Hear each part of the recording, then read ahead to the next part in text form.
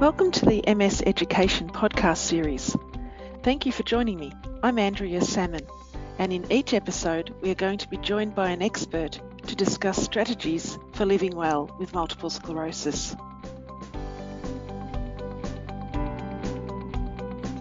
COVID-19 is causing widespread disruption to daily life for people across the world. With social distancing and movement restrictions in place to keep our communities safe from the virus and to protect our healthcare systems, it's especially important that people with multiple sclerosis look after their mental and physical health more than ever. Many of our listeners are already brilliant at this, as you've learnt these strategies and coping mechanisms over time. This podcast will provide you with lots of new ideas and wonderful resilience strategies. Today I'm talking with Nicola Graham, one of the health educators in our education and wellbeing team, about how we can build and maintain our resilience during these disrupted times. Hi, Nicola. Hi, Andrea. Thank you very much for inviting me to talk with you today, and a warm hello to all of our listeners. All righty, let's get started. Nicola, can you outline the main areas people can focus on to build a resilient approach to these changing and somewhat surreal times? Yes, I'd like to cover the following suggestions during this podcast. So how to stay healthy, especially how to stay mentally healthy. So including some mindfulness and some self-care tips, and some very brief tips about working from home and some resources that people can tap into. Well, that sounds great. So how can we stay physically healthy in this changed environment? Definitely keep doing the basics well. It's really important to get good nutrition, to look after your sleep, to keep exercising, and to look after your mental health and resilience. So we've got these areas covered in more detail in our MS podcast series and via our recorded webinar series, which you can find on our website, ms.org.au. You can now join classes online. You can dust off that old yoga DVD. Here at MS, we're offering Tai Chi, mindfulness, and Pilates online at various times. So again, check our website, or you can call MS Connect on 1-800-042-138. Or if you're registered with us, you will receive that information via an email. That's great. So what about how do we stay mentally healthy and truly resilient? It's a great question, Andrea, and there is a lot that we can do. And I'm going to provide some tools and strategies right now. And I really encourage our listeners to select what resonates best with them. It's a very personal choice. But I'm going to start off with tool number 1. And this is a breathing exercise that's been shown to help alleviate anxiety. So I call it 3-4-5 breathing. And simply you breathe in for the count of 3, you hold for the count of 4, and you breathe out really slowly for a count of 5. And you do that 6 times. And this has been shown to activate our parasympathetic nervous system, which helps to calm us. And the focus there is on a long, slow exhale. You can do it longer rather than 3-4-5. You might do 4-5-6, for example, but the focus is on the long, slow exhale. Again, going back to basics, exercise is really important for people with MS, and it's really important for everybody's mental health. It's a mood booster. So we've got to do this. One colleague has set up an exercise program in their backyard. We've got a gym in our garage, and there's lots of online programs. Another tip for boosting your resilience, whilst we're having to stay at home, is about creating a good routine. So create new good routines because they help us to feel stable. So maybe the work commute is now replaced with perhaps walking the dog on the beach. My next tip is really, really important, and that's about connection. So even as we're forced to create physical distance from each other, and I know that lots of people listening may be in lockdown already, but it's really important to nurture our social connections in a safe way. It's vital for our emotional health. So in this day and age, there's lots of ways that we can actually keep connected safely. We can use the good old-fashioned telephone. We can connect by Skype, by FaceTime, WhatsApp. If you live alone, I strongly suggest that you find somebody you can connect and check in with each day. Our listeners can call MS Connect for specific advice on supports and services. You can reach out to your neighbours electronically. You could perhaps join one of our telegroups, which are replacing face-to-face support groups. So there's lots of really good options to stay connected. Tool number 2 is the gratitude journal. So evidence has shown if you write down 3 things that you're grateful for each day, after 3 weeks, you start to become naturally more appreciative and you actually start generating positive moments. So this is about building our positive psychology and building our resilience. My next tool, tool number 3, is about practicing mindfulness. Maybe you could join an online program such as the one that we run. You might listen to the recorded webinar from our website. You might download an app such as Smiling Mind that can step you through a number of different mindful meditations and can tailor it to you. Or you might choose to listen to an expert such as John Kabat-Zinn on YouTube. So I'd like to just provide our listeners with a definition of mindfulness to help whet the appetite of anyone who hasn't tried it yet. I know mindfulness is quite ubiquitous at the moment, so most people have tried it. Definition that I like is paying attention to the present moment with curiosity, with compassion, with non-judgment and acceptance. And that's a very high level skills. That's quite a challenge to do that, but it's a wonderful challenge to try to do. So mindfulness is a mental discipline. It's about training our attention, teaches us to use our mind in a different way and to focus on the things that are most useful and most helpful in our lives so that we can live more consciously and more fully. And I think that's going to be really, really useful for us right now. And I like to think of a quote that's attributed to Albert Einstein. And he says, anyone who can drive safely whilst kissing a girl is simply not giving the kiss the attention it deserves. So we're practicing placing our attention where we want it, not just where our minds take us, which, as we all know, is not always helpful. My tool number 4, Andrea, that I'll encourage people to try is RAIN. And this is a mindful acronym. It's a mindful roadmap, not a fix, but a way to approach difficult thoughts and feelings so that we can build resilience.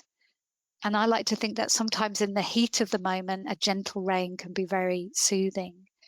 So this approach can help us to meet the current experience wholeheartedly, if we can, and it helps us to remain more objective and responsive and less reactive.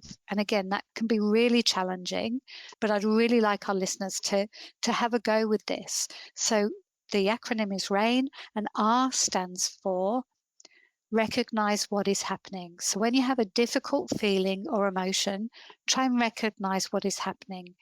Gently turn towards what is happening. Tune in. What's happening in your body, in your mind, in your emotions, your thoughts and sensations. It can be really helpful to mentally name it. For example, fear, anxiety, this is pain, this is pleasant, this is unpleasant, this is unwanted, this is anger.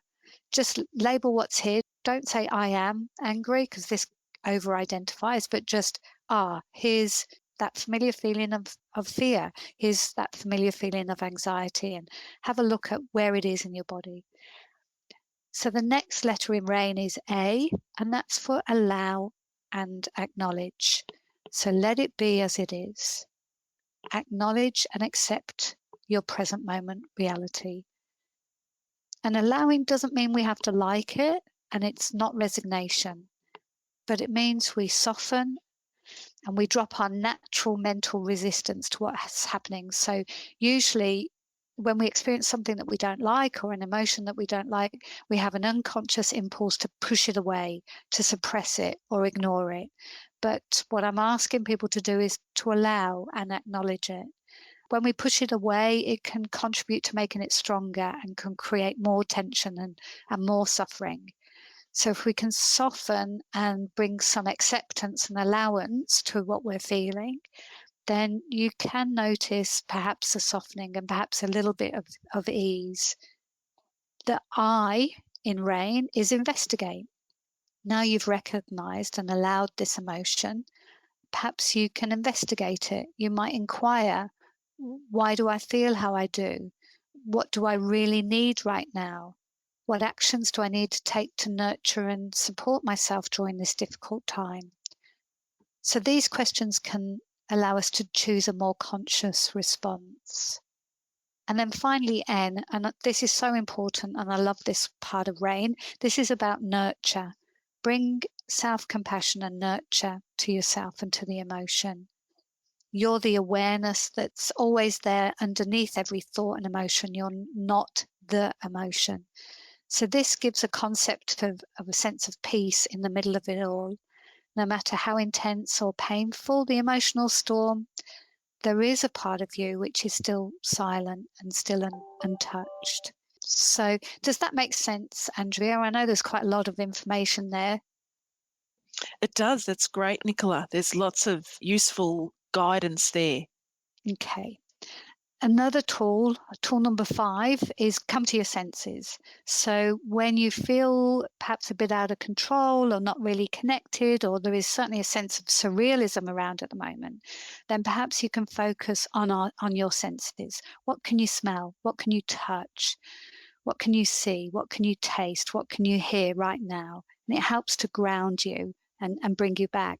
Another good way to ground yourself actually is just to take your shoes and socks off and feel the earth underneath your feet, something that simple. And then tool number 6 I've got is about dealing with unwanted thoughts. And we all get unwanted negative thoughts. And a useful technique that I use can be to talk kindly but firmly to your mind.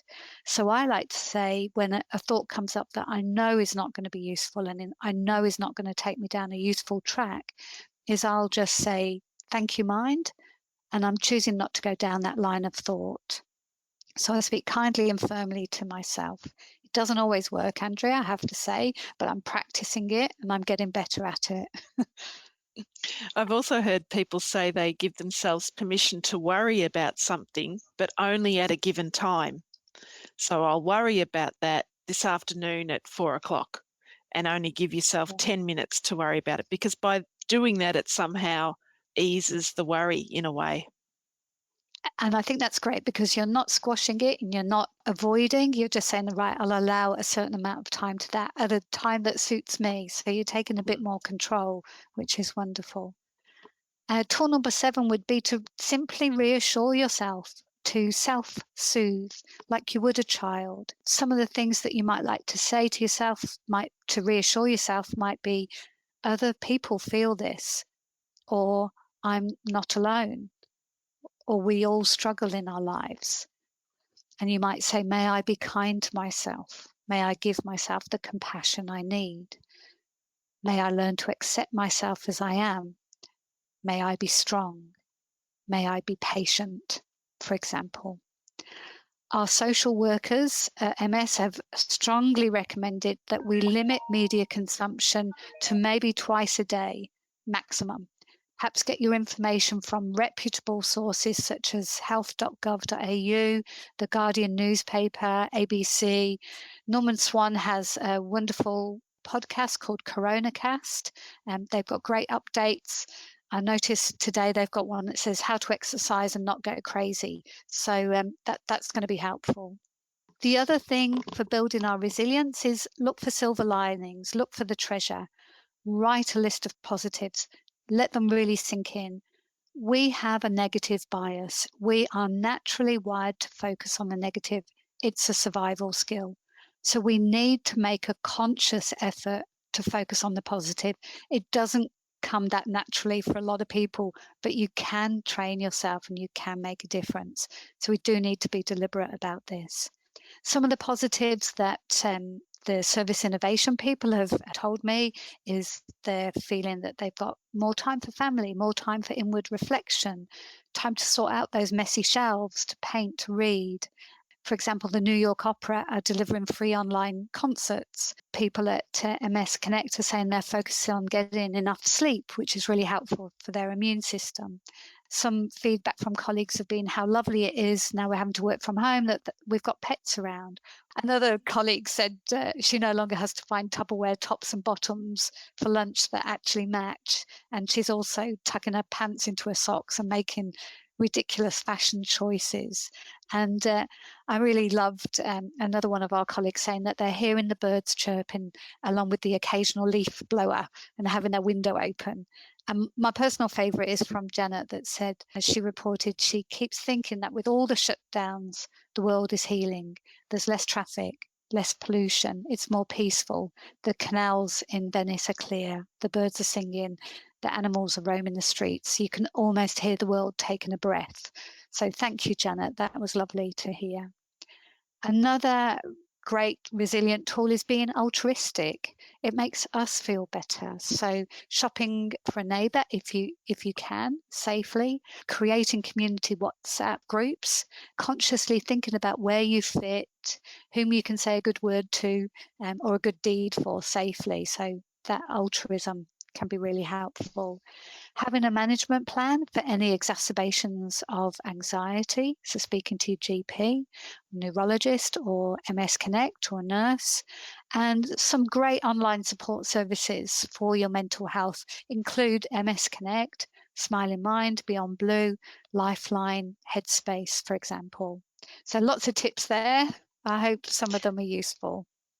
There's a lot there, Nicola, that's great. But as you said, I'd encourage listeners to pick what resonates with them.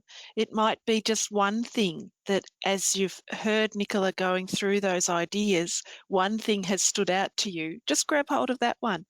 And Nick, as many of us are now working and learning from home, what do we need to keep in mind in regard to that?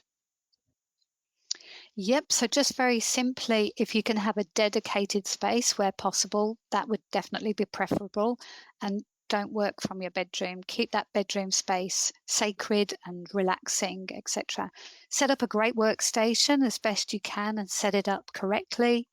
Take regular breaks. Stick to your usual work routines as best you can. And I think also really importantly, be deliberate about keeping in touch with your colleagues, as I mentioned, through Skype, FaceTime, etc., especially for people living alone. And reach out to your colleagues, support each other, share the silver linings, as we've mentioned, the ups and the downs. This is a great opportunity for masks off, real relationships, and genuine support. Absolutely. It's so important. It's so important to do the practical stuff of setting your workspace up. And it really is important to find the upsides. These are unprecedented times and they are really challenging, but there are some silver linings as well. What else can we do to keep resilient as we're now at home? For example, how can we use our leisure time in a resilient way? Yes, we definitely need to be mindful about our leisure time. And I've got so many ideas here, many of them contributed by the MS staff in service innovation. So I'm just going to mention some of them. And I know our listeners will have lots of great ideas too. But exercise would sit right at the top, really important for our mood and our resilience. And then you can do the jobs that you've postponed until you retire, sorting out the photos, editing videos, repairing things that are broken. And then we've got everything from jigsaws to baking to crafts, using essential oils, using the flowers in your garden, gardening. We've got virtual book clubs happening, wonderful brain exercises that you can do. There's online galleries, so some of the world's beautiful art galleries are going online. You can watch a movie, discuss it with a friend, download ebooks. You can have a house concert, although in my house I don't think I'd recommend that. I don't think any of us have a particular talent. You can use the local library's online concert, call friends. But I would just say, again, be mindful about your leisure, what you choose to do, and what's going to be really supportive for you. I noticed that the Greater Good, a part of the University of Berkeley, they've suggested some inspiring films. So from their long list, I've selected a few that might be of interest to our listeners. So for example, if you're looking for a film about kindness, then A Beautiful Day in the Neighborhood would be a suggestion. If you're looking for community, then The Boy Who Harnessed the Wind. For a film around pure love, then For Sama, which is a Syrian documentary from a mother to her daughter. And for fierceness, what about Harriet Tubman, who helped slaves to freedom. And just finally, Andrea, I'd like to acknowledge that on the silver lining side of things, the human spirit is amazing. And we have been able to see Iranian health workers dancing in their medical anti-contagion gear. We've seen those beautiful pictures of Italians applauding and singing from their balconies to support health workers. The UK had a 6 p.m. applause. Here in Australia, we have the Corona Angels connecting with their neighbours, delivering care packages where they can, supporting the vulnerable. We've had medical experts from China that landed in Rome with masks and respirators and other supplies to help fight COVID-19. And this was organised by the Chinese Red Cross. We've had communal singing, bringing people together in Israel and Lebanon, NBA players paying the arena staff, well, there's no games on. So they are difficult times with the potential for some beautiful moments. And I'd like to close my contribution with words from Annie, our team member, who definitely walks her talk. And she says, practice positivity and laugh a lot. They can be a lot more infectious than any virus. So thank you for that, Annie. And Annie's laugh is absolutely infectious. Thanks, Nicola. There is a lot of information there and plenty of strategies for us all to stay resilient. I'd like to just remind all our listeners that there are some great resources such as the reliable media sources mentioned before, Australian government websites, the ABC, along with Headspace, Beyond Blue, Lifeline, and our own MS Connect as well. So certainly stay connected. Thanks so much, Nicola, for your time. It's been great. My pleasure. Thanks, Andrea. For more information on anything that we have covered today, please get in touch with MS Connect on free call 1800 042 138 or email msconnect@ms.org.au. And don't forget to find the MS podcasts on your favourite podcast player, such as Apple, Google Play, Spotify, Overcast, or you can access the podcast directly from our website, ms.org.au.